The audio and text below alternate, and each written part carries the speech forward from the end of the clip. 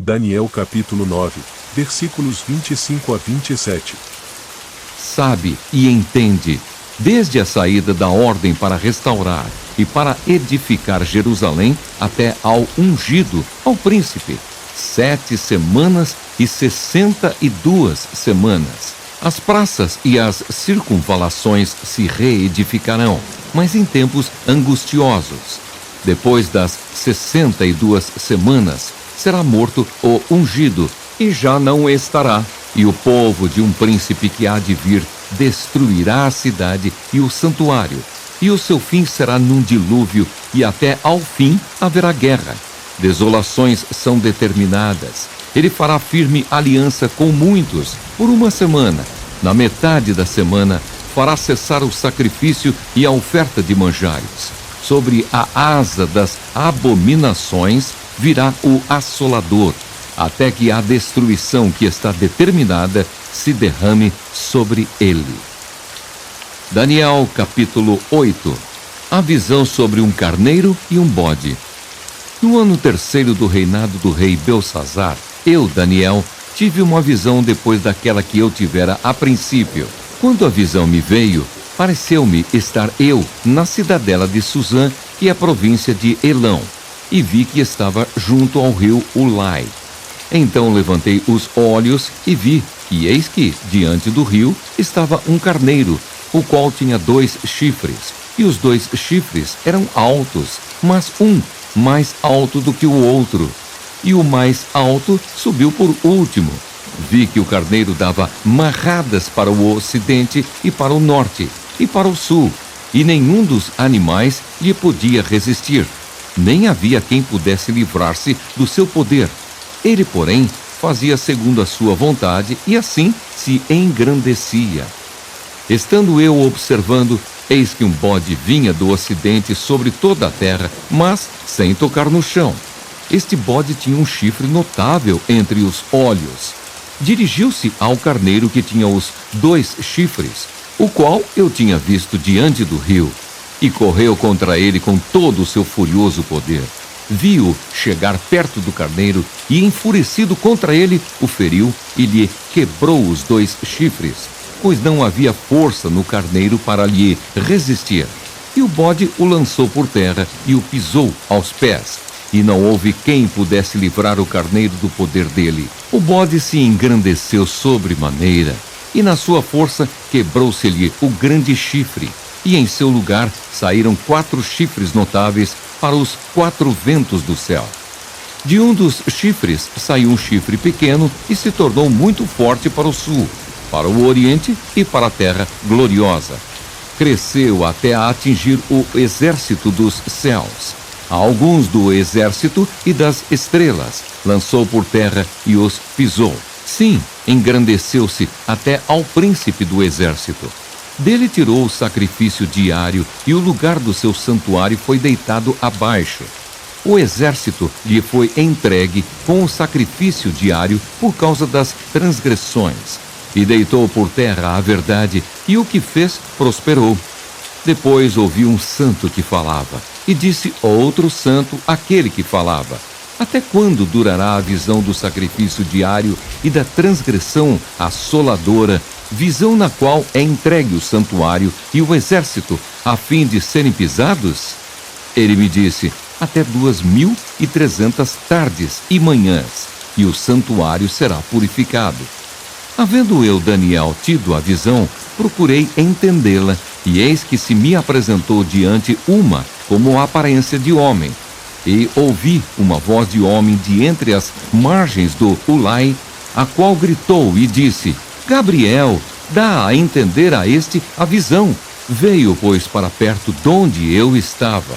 Ao chegar ele, fiquei amedrontado e prostrei-me com o rosto em terra. Mas ele me disse: entende, filho do homem, pois esta visão se refere ao tempo do fim. Falava ele comigo quando caí sem sentidos, rosto em terra. Ele, porém, me tocou e me pôs em pé no lugar onde eu me achava, e disse: eis que te farei saber o que há de acontecer no último tempo da ira, porque esta visão se refere ao tempo determinado do fim. Aquele carneiro com 2 chifres que viste são os reis da Média e da Pérsia. Mas o bode peludo é o rei da Grécia. O chifre grande entre os olhos é o primeiro rei. O ter sido quebrado, levantando-se 4 em lugar dele, significa que 4 reinos se levantarão deste povo, mas não com força igual à que ele tinha. Mas no fim do seu reinado, quando os prevaricadores acabarem, levantar-se-á um rei de feroz catadura e especialista em intrigas. Grande é o seu poder, mas não por sua própria força. Causará estupendas destruições, prosperará e fará o que lhe aprouver. Destruirá os poderosos e o povo santo. Por sua astúcia nos seus empreendimentos, fará prosperar o engano.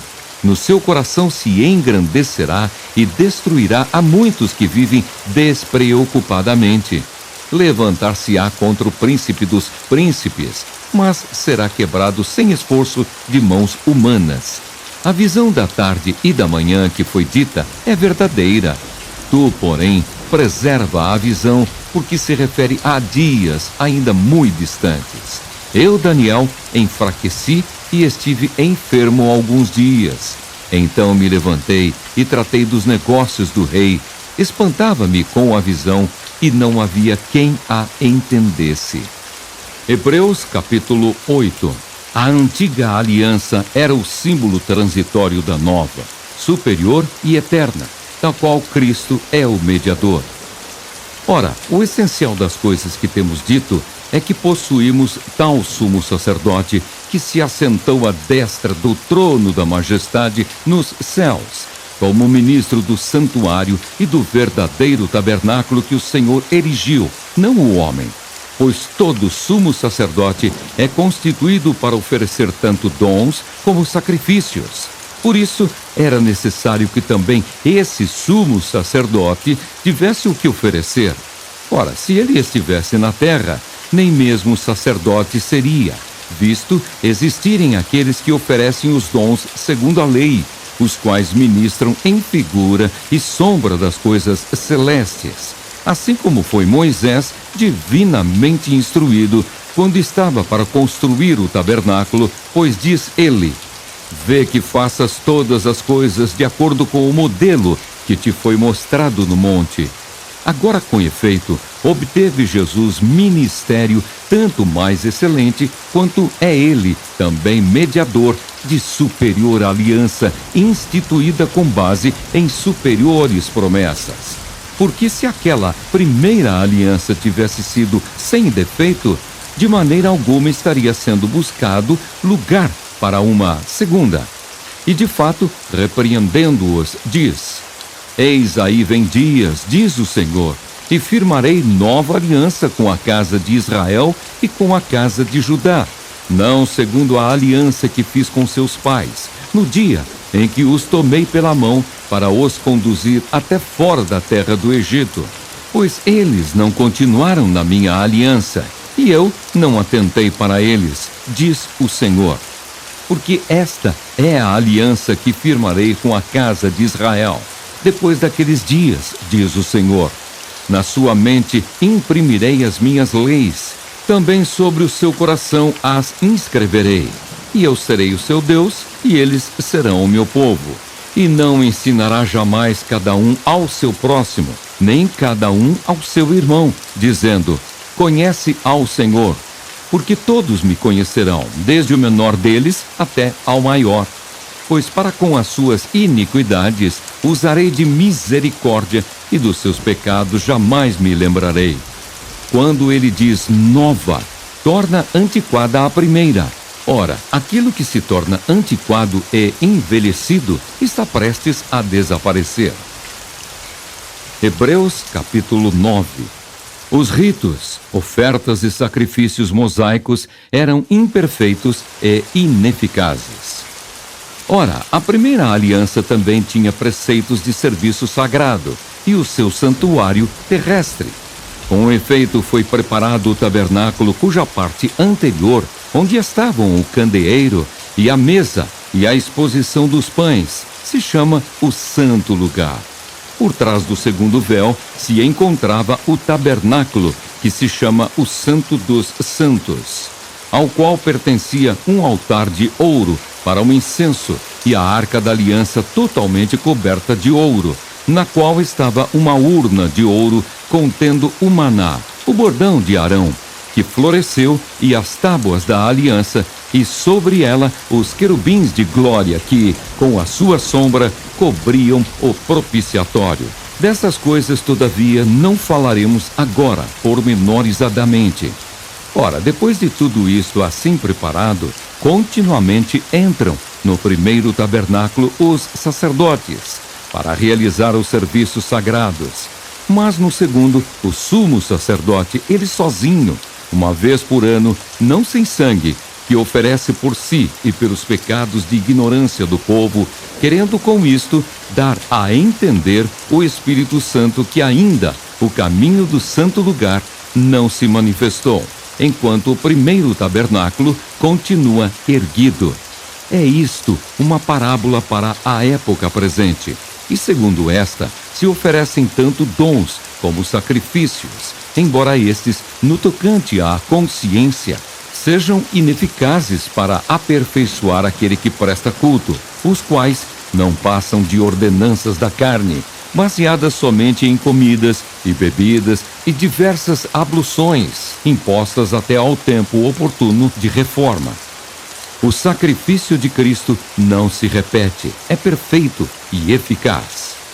Quando, porém, veio Cristo como sumo sacerdote dos bens já realizados, mediante o maior e mais perfeito tabernáculo, não feito por mãos, quer dizer, não desta criação, não por meio de sangue de bodes e de bezerros, mas pelo seu próprio sangue, entrou no Santo dos Santos, uma vez por todas, tendo obtido eterna redenção. Portanto, se o sangue de bodes e de touros e a cinza de uma novilha, aspergidos sobre os contaminados, os santificam, quanto à purificação da carne, muito mais o sangue de Cristo, que pelo Espírito Eterno a si mesmo se ofereceu sem mácula a Deus, purificará a vossa consciência de obras mortas, para servirmos ao Deus vivo. Por isso mesmo, ele é o mediador da nova aliança, a fim de que, intervindo a morte para a remissão das transgressões que havia sob a primeira aliança, recebam a promessa da eterna herança aqueles que têm sido chamados. Porque onde há testamento, é necessário que intervenha a morte do testador, pois um testamento só é confirmado no caso de mortos, visto que de maneira nenhuma tem força de lei enquanto vive o testador, pelo que nem a primeira aliança foi sancionada sem sangue, porque havendo Moisés proclamado todos os mandamentos segundo a lei a todo o povo, tomou o sangue dos bezerros e dos bodes, com água e lã tinta de escarlate e isopo, e aspergiu não só o próprio livro, como também sobre todo o povo, dizendo: Este é o sangue da aliança, a qual Deus prescreveu para vós outros. Igualmente também aspergiu com sangue o tabernáculo e todos os utensílios do serviço sagrado. Com efeito, quase todas as coisas, segundo a lei, se purificam com sangue, e sem derramamento de sangue não há remissão. O sacrifício de Cristo é eficaz para sempre. Era necessário, portanto, que as figuras das coisas que se acham nos céus se purificassem com tais sacrifícios, mas as próprias coisas celestiais com sacrifícios a eles superiores, porque Cristo não entrou em santuário feito por mãos, figura do verdadeiro, porém no mesmo céu, para comparecer agora por nós diante de Deus, nem ainda para se oferecer a si mesmo, muitas vezes, como o sumo sacerdote, cada ano entra no Santo dos Santos com sangue alheio. Ora, neste caso, seria necessário que ele tivesse sofrido muitas vezes desde a fundação do mundo, Agora, porém, ao se cumprirem os tempos, se manifestou uma vez por todas para aniquilar, pelo sacrifício de si mesmo, o pecado.